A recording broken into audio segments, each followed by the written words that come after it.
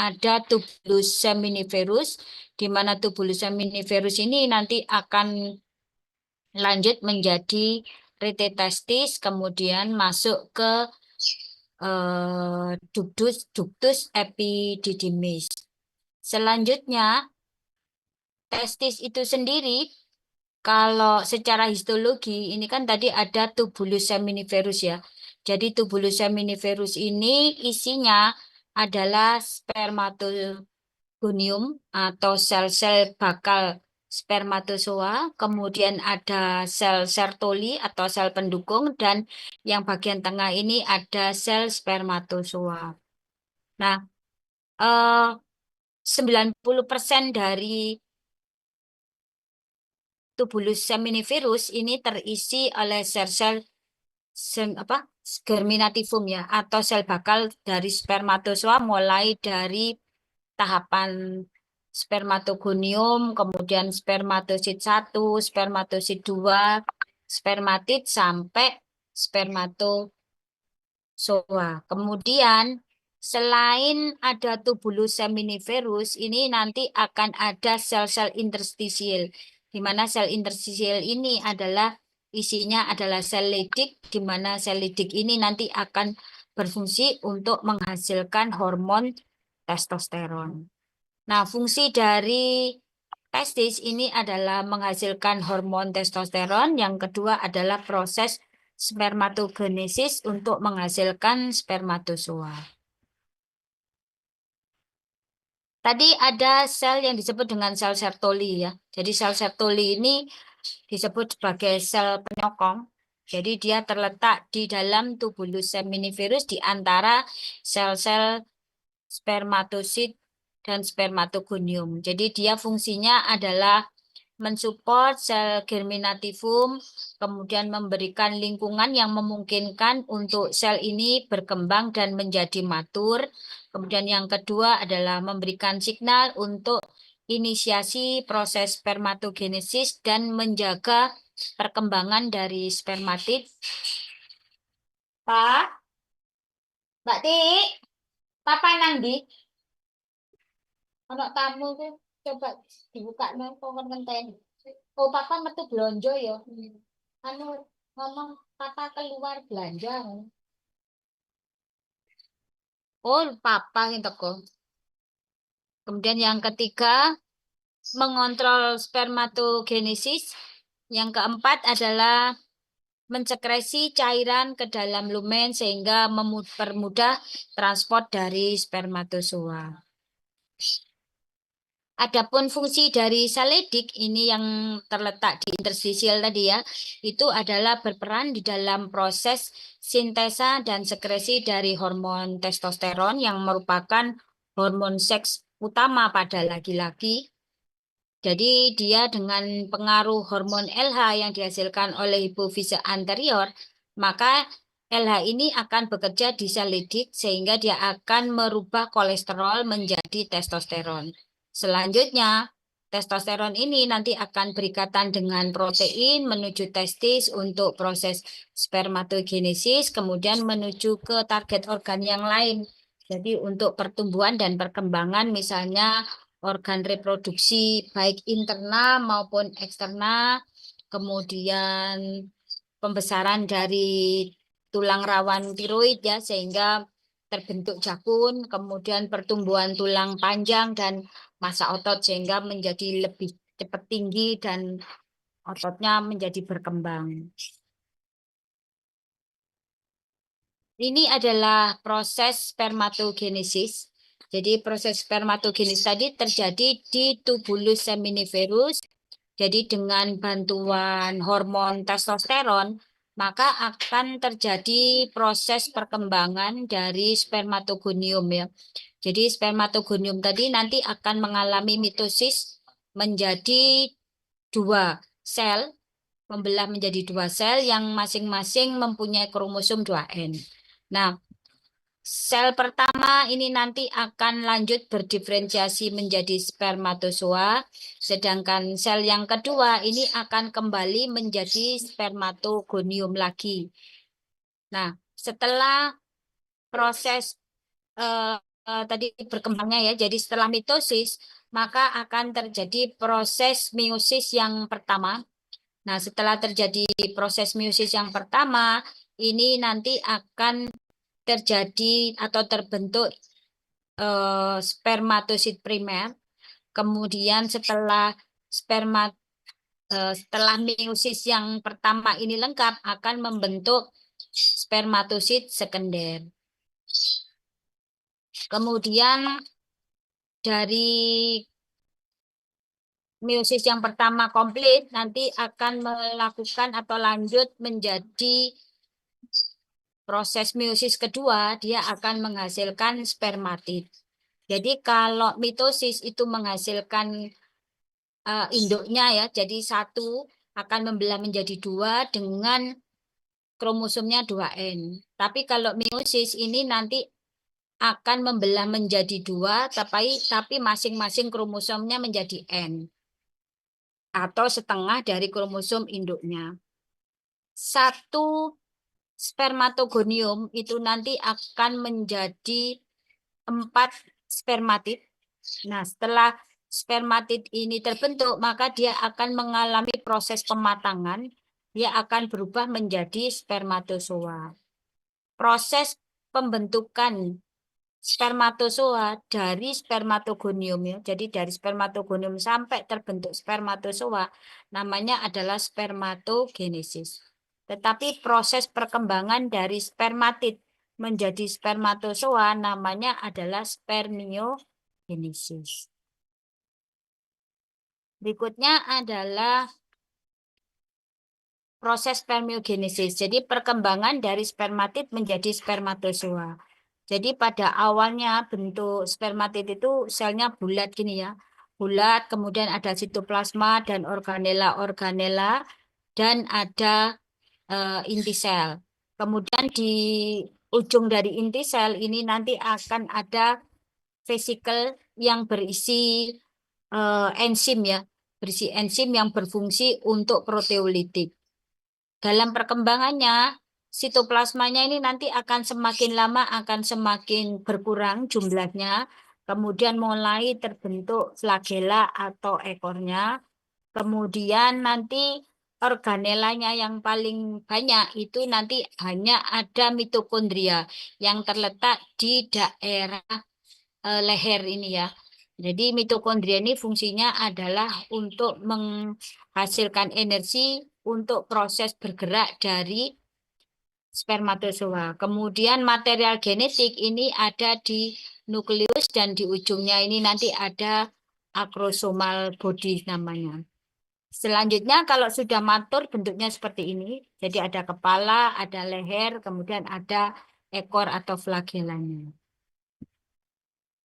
Berikutnya, regulasi hormon seksual pada pria ini terjadi pada saat pubertas, kemudian dia berjalan melalui aksis hipotalamus, hipofise, dan testis, dan menggunakan pengaturan feedback negatif. Jadi pada saat ada penurunan kadar testosteron di dalam darah, maka hipotalamus ini nanti akan mengeluarkan GnRH atau gonadotropin releasing hormone. GnRH akan bekerja di hipofise anterior sehingga hipofise anterior akan mengeluarkan FSH dan LH. FSH dan LH ini akan bekerja di testis ya. Jadi FSH ini nanti akan bekerja di sel Sertoli, dia akan eh, menghasilkan protein binding testosteron, sedangkan LH akan bekerja di sel Leydig untuk menghasilkan testosteron. Testosteron yang dihasilkan ini nanti kan kalau di testis dia akan digunakan untuk pembentukan spermatozoa atau produk spermatogenesis. Sedangkan kalau di organ lain ya, jadi setelah dia berikatan dengan protein, maka testosteron ini akan masuk ke organ lain untuk perkembangan dari organ reproduksi, ke perkembangan dari tulang, massa otot, kemudian mungkin di kulit dan folikel rambut ya, sehingga dia akan menyebabkan timbulnya tanda-tanda fisik untuk laki-laki. Nah, kalau testosteron ini sudah tinggi kadarnya, maka dia akan melakukan feedback negatif untuk menghambat hipotalamus. Sehingga hipotalamus tidak menghasilkan GnRH, tidak merangsang FSH dan LH. Sampai testosteron dalam darah kadarnya rendah. Selain dipengaruhi oleh kadar testosteron, juga pada saat testosteron tinggi, maka inhibin juga dilepaskan dari testis sehingga dia akan menghambat kerja dari hipofise anterior. Akibatnya testosteron dalam darah kadarnya menjadi rendah. Nah, kalau sudah rendah, maka dia akan merangsang kembali hipotalamus untuk melakukan proses seperti ini. Jadi berulang lagi. Ini adalah sintesa dari hormon testosteron. Jadi hormon testosteron ini bahan dasarnya adalah kolesterol. Jadi nanti dia akan diubah menjadi progesteron. Kemudian progesteron akan diubah menjadi androstenedion. Androstenedion akan diubah menjadi testosteron. Atau kolesterol ini akan diubah menjadi pregnenolon, kemudian berubah menjadi dihidroepiandrosteron, kemudian androstenedion, terus jadi testosteron.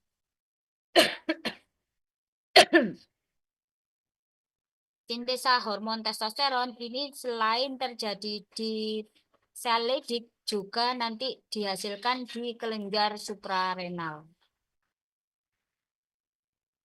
Setelah testis kita masuk ke epididymis.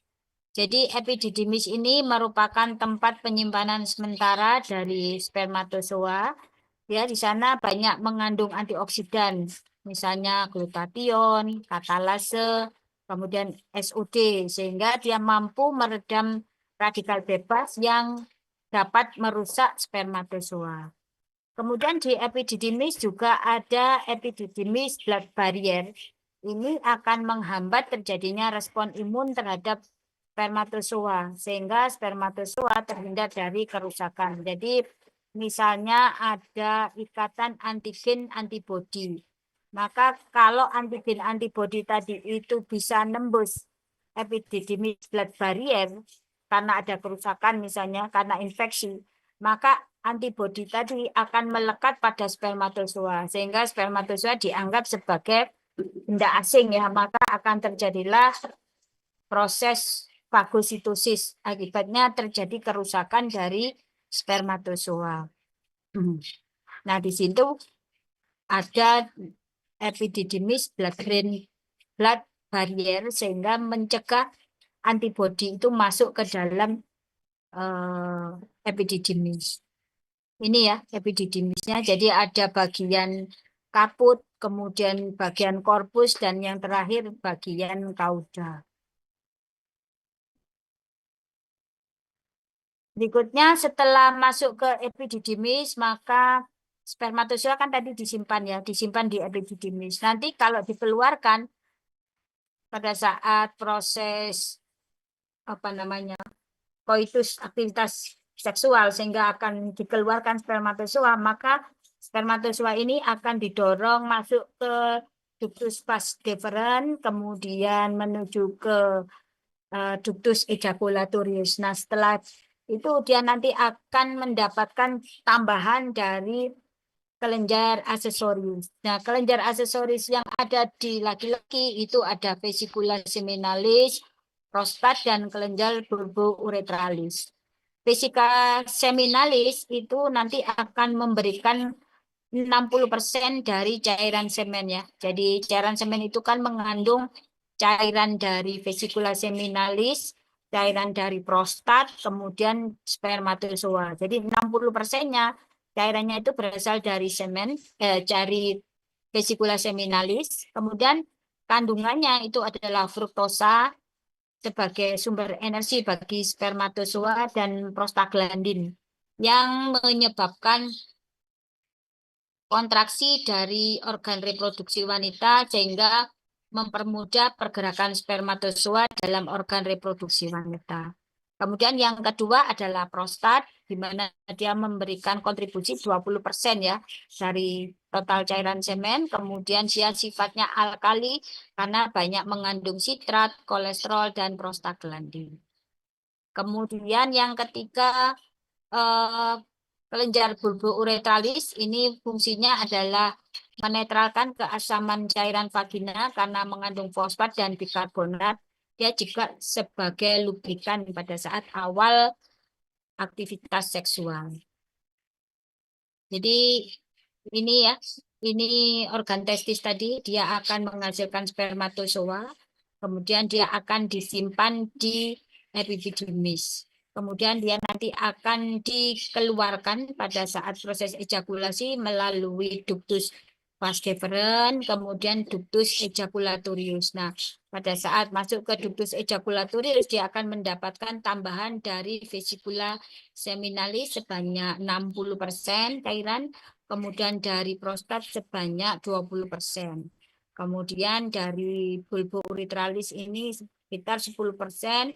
Selanjutnya dia nanti akan dikeluarkan melalui uretra dan dikeluarkan dari tubuh lewat orifisium uretra eksternal. Berikutnya organ bagian luar yaitu skrotum. Jadi organ reproduksi skrotum ini merupakan tempat eh, testis disimpan ya. Jadi dia terdiri dari dua kavum skrotalis yang dipisahkan oleh septum skrotalis. Fungsi dari skrotum ini adalah menjaga suhu lingkungan testis itu dalam rentang 32 sampai 35 derajat Celcius sehingga memfasilitasi proses spermatogenesis dan maturasi spermatozoa. Nah, kemampuan proses menjaga suhu lingkungan tersebut disebabkan karena struktur kulit dari skrotum yang tipis, kemudian dia tidak mengandung jaringan lemak subkutan, banyak mengandung pembuluh darah dan kelenjar keringat, sehingga kalau ada panas itu dia akan langsung melalui proses evaporasi ya. Jadi dia akan lebih mudah dikeluarkan panasnya dan tidak ada insulasi karena jaringan lemaknya kan sedikit. Jadi mekanismenya pada saat terjadi peningkatan suhu tubuh, ini akan terjadi relaksasi dari otot polos di skrotum sehingga kulit skrotumnya mengendor gitu ya. Maka testis akan menjauh dari tubuh. Tetapi pada saat suhu tubuh itu turun atau suhu lingkungan menjadi dingin, maka akan terjadi kontraksi otot polos di skrotum, kemudian kulit dari skrotum menjadi mengkerut dan testis akan tertarik mendekati tubuh. Sebenarnya kenapa bisa tertarik mendekati atau menjauh itu karena ada yang disebut dengan funiculus spermaticus ya, di mana funiculus spermaticus ini seperti tali gitu ya. Jadi komponennya itu terdiri dari pertama yang paling luar itu adalah ini paling dalam ya. Paling dalam dulu adalah fascia spermatica interna, kemudian tunica vaginalis, ada testicularis arteri dan nervus, kemudian venanya adalah plexus pampiniformis, ada ductus deferens, ada musculus cremaster, fascia cremaster, dan fascia spermatica eksterna. Ini adalah isinya. Jadi funiculus spermaticus tadi itu mirip seperti tali gitu ya. Sehingga kalau misalnya terjadi suhu dingin, maka kan yang terjadi kontraksi adalah otot-ototnya. Jadi musculus cremaster ya. Cremasternya akan kontraksi, maka dia akan menarik testis ke arah mendekati tubuh. Sebaliknya, pada saat suhu panas, maka musculus cremaster itu akan relaksasi sehingga dia mengendor, maka dia akan mendorong atau menarik testis itu ke arah bawah. Berikutnya adalah penis. Penis ini merupakan organ yang berfungsi sebagai fungsi urinasi atau berkemih, sekaligus sebagai organ kopulasi. Jadi untuk mengeluarkan cairan semen ke dalam organ reproduksi wanita. Jadi untuk proses reproduksi ya. Jadi dia terdiri dari meatus uretra eksterna, jadi muara dari uretra. Kemudian ada preputium, kulit yang menutupi. Terus ada corpus penis itu bagian batangnya. Kemudian ada corpus cavernosa dan spongiosum. Jadi di dalam batang penis itu ada bagian yang disebut dengan corpus cavernosus dan spongiosum. Kemudian ada tunika albuginia yang merupakan kelanjutan dari lapisan yang membungkus organ dalam dari testis tadi ya.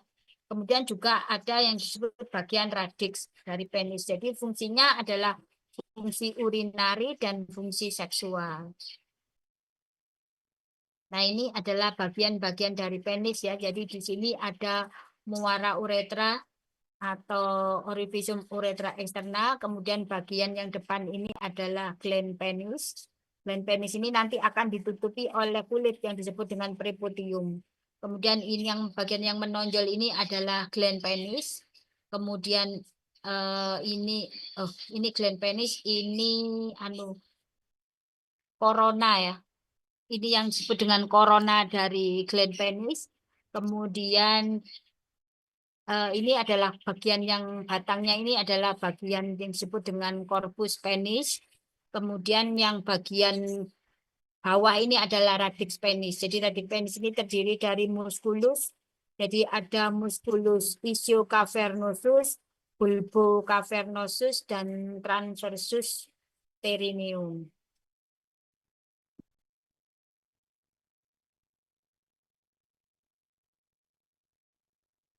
Ini kalau kita lihat dari bagian dalamnya ya, tadi di corpus penis itu ada corpora cavernosa, kemudian ada corpora spongiosa, di mana corpora spongiosa ini nanti akan dilewati oleh uretra. Berikutnya adalah fungsi seksual dari pria. Jadi fungsi seksual pria ini fungsinya adalah untuk proses reproduksi dengan cara memasukkan cairan semen ke dalam organ reproduksi sehingga menyebabkan terjadinya fertilisasi dan kehamilan. Jadi proses respons seksual ini diatur oleh syaraf otonom dan syaraf somatis mulai dari otak, medula spinalis, dan sistem saraf perifer. Tahapan dari respons seksual pria yaitu yang pertama adalah tahapan rangsangan. Jadi adanya rangsangan di daerah genitalia atau area sensitif lain ini akan mengaktifkan pusat rangsangan seksual di hipotalamus sehingga timbul kondisi terangsang ya. Jadi rangsangan ini selain rangsangan sentuhan bisa juga dengan rangsangan visual, kemudian auditori atau memikirkan hal-hal yang sifatnya erotis. Kemudian setelah kondisi terangsang ini nanti akan dipertahankan dan akan menyebabkan terjadinya aktivasi saraf parasimpatis daerah sakralis sehingga akan terjadi pembuluh darah mengalami vasodilatasi di daerah penis ya yang mengisi corpus cavernosus tadi. Maka terjadilah kondisi ereksi. Ereksi ini akan dipertahankan sampai maksimal, maka terjadilah tahap berikutnya adalah ejakulasi, di mana akan terjadi pengeluaran cairan semen keluar dari tubuh melalui uretra. Nah, proses ejakulasi ini terdiri dari dua fase, yaitu fase pengisian dan fase ekspulsi. Jadi saat ereksi itu sudah mencapai maksimal, maka akan terjadi penghambatan saraf parasimpatis, tetapi menjadi aktif, meningkatkan aktivitas saraf simpatis, sehingga akan menyebabkan terjadi kontraksi yang ritmik dari ductus epididymis, vas deferens, ductus ejaculatorius, kemudian uretra, musculus bulbocavernosus, otot-otot dasar panggul, serta kontraksi dari vesikula spinalis dan prostat. Maka terjadilah kondisi ejakulasi. Setelah terjadi ejakulasi, maka akan ada tahap resolusi atau kembali ke posisi semula ya, dari resolusi. Jadi kembali ke ukuran semula akibat sudah tidak ada rangsangan simpatis maupun parasimpatis.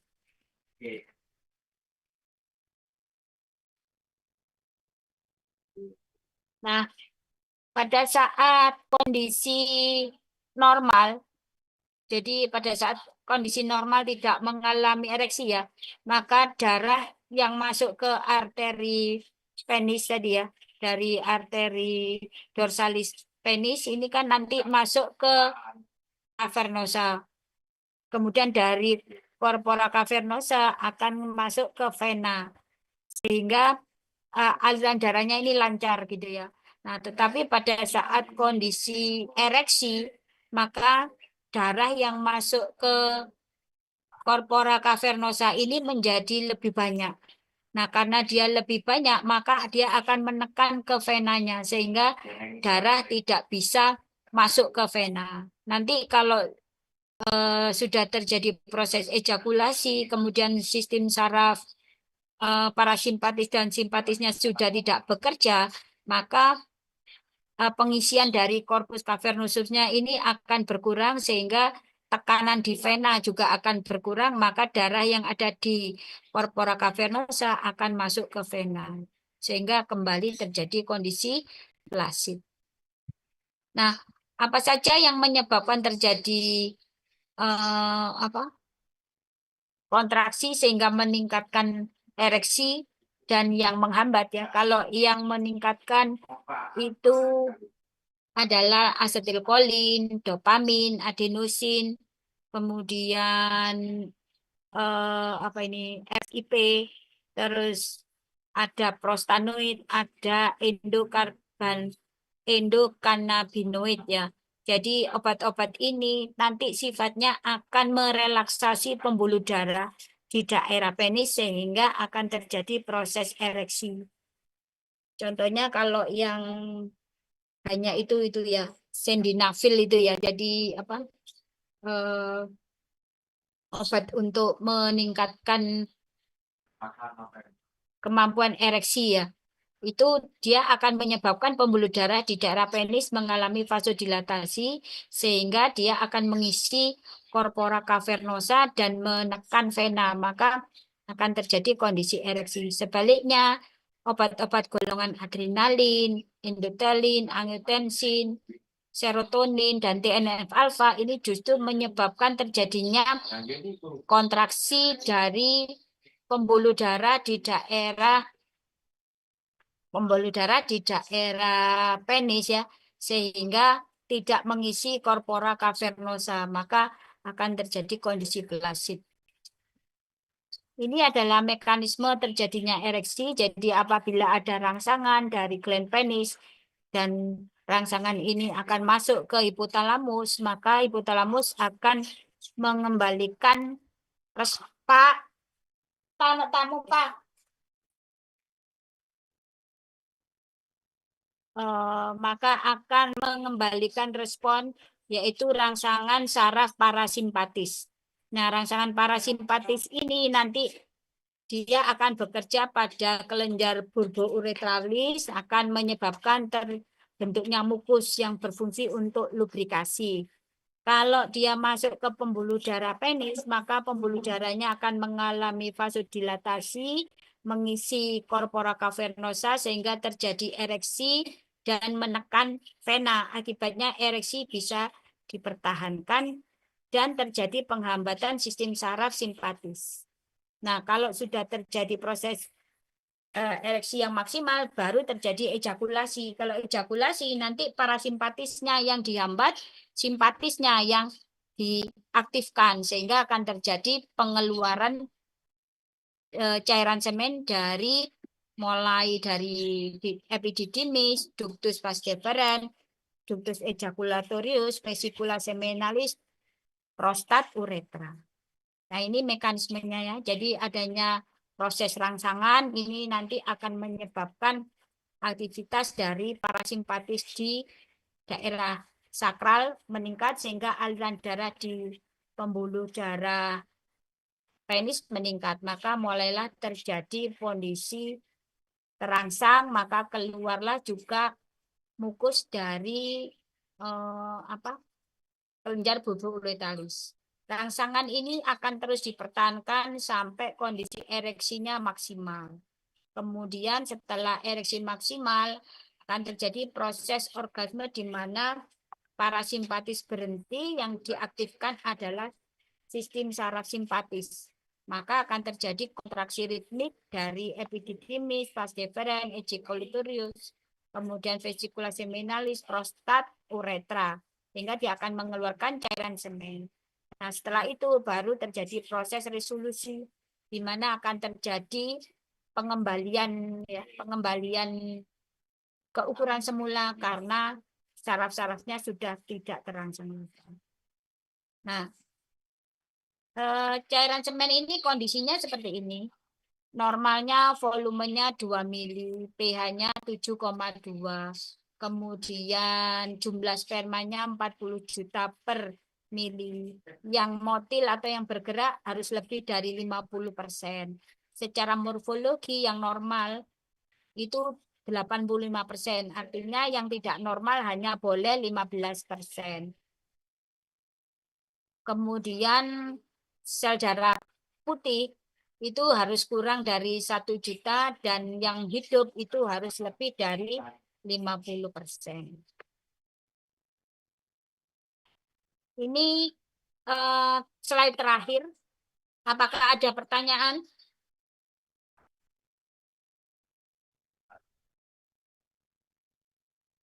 Dokter izin Ada bertanya. pertanyaan?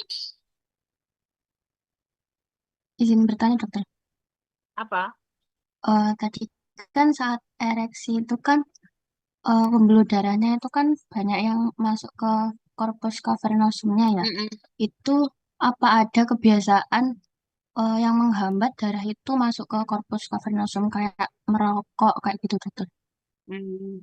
Kayak udah terjadi impotensi gitu. Ya, jadi proses terjadinya gangguan fungsi seksual atau disfungsi seksual kalau pada laki-laki ini banyak faktor ya. Yang pertama adalah faktor psikologi. Jadi faktor psikologi ini sangat berpengaruh terhadap proses terjadinya fungsi seksual ini. Misalnya ada trauma masa kecil berkaitan dengan aktivitas seksual. Ini juga akan menyebabkan dia mengalami gangguan dalam proses terjadinya ereksi maupun ejakulasi. Kemudian yang kedua bisa disebabkan karena zat-zat kimia ya. Contohnya misalnya rokok. Rokok itu kan dia banyak mengandung radikal bebas. Nah, karena dia banyak mengandung radikal bebas, maka bisa menyebabkan kerusakan dari spermatozoa tadi. Jadi spermatozoanya banyak yang mengalami kematian atau mungkin bentuknya menjadi abnormal. Nah, karena banyak yang mati, banyak yang bentuknya abnormal, mungkin juga akan menyebabkan gangguan dari gerakan dari spermatozoa, maka dia akan menyebabkan terjadinya kemandulan ya, kemandulan. Kemudian bisa juga karena obat-obatan psikotropika ya. Jadi obat-obatan misalnya tadi golongan serotonin itu akan menyebabkan terjadinya pembuluh darah di daerah penis tadi itu sulit untuk mengalami proses vasodilatasi sehingga tidak bisa mengisi corpora cavernosa yang menyebabkan terjadinya ereksi. Jadi banyak faktor ya. Jadi ada faktor psikologi, ada faktor obat-obatan. Mungkin juga penyakit ya, contohnya adalah orkitis. Jadi orkitis itu biasanya komplikasi dari MAMS atau kalau orang Jawa bilang gondong dia. Gondongan atau infeksi di kelenjar parotitis, kelenjar kelenjar parotis ya, di kelenjar parotis sehingga eh, virus yang menyerang kelenjar parotis tadi itu bisa masuk ke aliran darah menuju ke testis, maka dia akan merusak di tubulus seminiferus sehingga banyak spermatozoanya yang mengalami kematian. Nah, ini akan juga bisa menyebabkan kemandulan. Gitu. Oke, terima kasih dokter. Ada lagi? Kalau laki-laki juga selain faktor psikologi, infeksi, juga ada ini apa penyakit diabetes ya. Jadi penyakit diabetes mellitus itu komplikasi kalau pada laki-laki dia akan merusak saraf-saraf yang ada di sekitar pembuluh darah dari penis ini.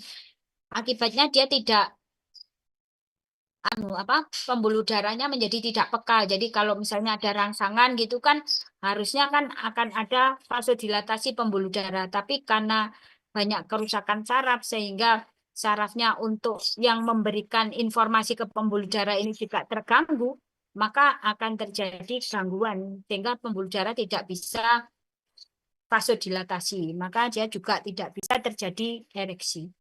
Jadi kerusakan endotel dan kerusakan saraf atau polineuropati. Jadi salah satunya itu ke neuropati ya, neuropati salah satunya ke saraf di daerah penis dan adanya kerusakan sel-sel endotel di pembuluh darah daerah penis. Ada lagi? Tidak ada? Kalau tidak ada, kirim lagi absen terakhir ke Mbak Dela ya. Jadi absen terakhir ada 71 orang. Ini eh, yang hadir hari ini ya.